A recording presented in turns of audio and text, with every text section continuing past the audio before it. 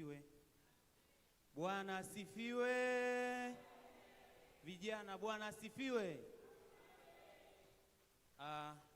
Kama ilivyotangazwa hapa kuhusu kongamano la idara ya vijana taifa, na limeanza kutangazwa tangu wiki iliyopita, na bahati nzuri wiki hiyo wakati natangazwa tulikuwepo pia hapa na mwenyekiti wa idara ya vijana taifa, na yeye aliweza kulizungumzia kwa namna moja ama nyingine.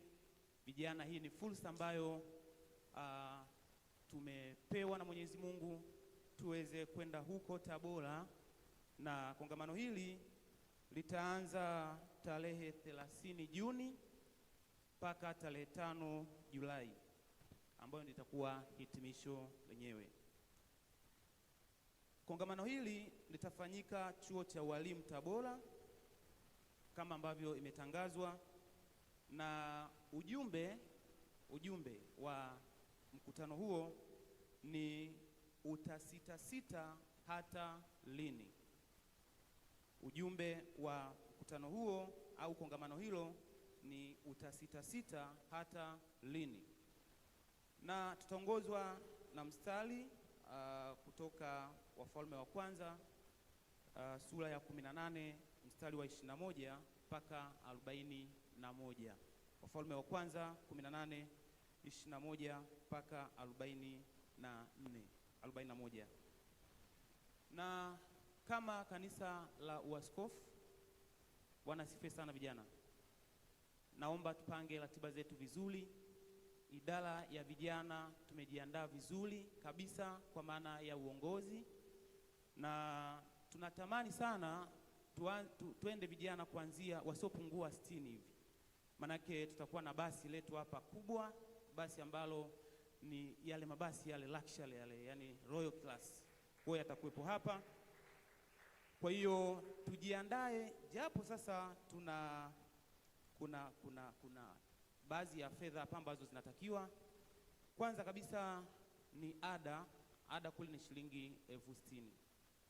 Ilikuwa 110,000 lakini imepungua kutokana na wadau mbalimbali ambao wameweza kuchangia hapo, imebaki shilingi 60,000.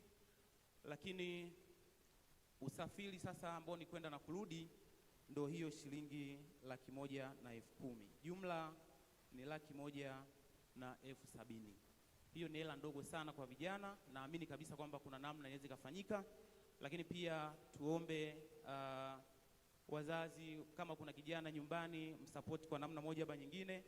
Lakini vile vile wadau mbalimbali tunatamani sana kanisa la Uaskofu, na tukifahamu kwamba hapa tunaye mratibu wa idara ya vijana taifa Mr. Madata yuko hapa. Kwa hiyo ni vyema vijana tusimwangushe, tuende wote huko kwa namna ambavyo Mungu atatusaidia.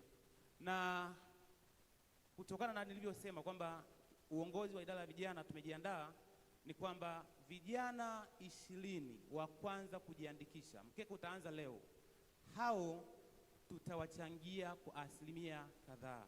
Narudia tena, vijana kuanzia 20, mkeka utakaposimama leo, utakapoanza leo, tutawapa kiasi fulani ambacho kitasaidia. Sitaki kukitaja, lakini kiasi ambacho kinasaidia sana, na tutaweza kwenda wote kwa pamoja.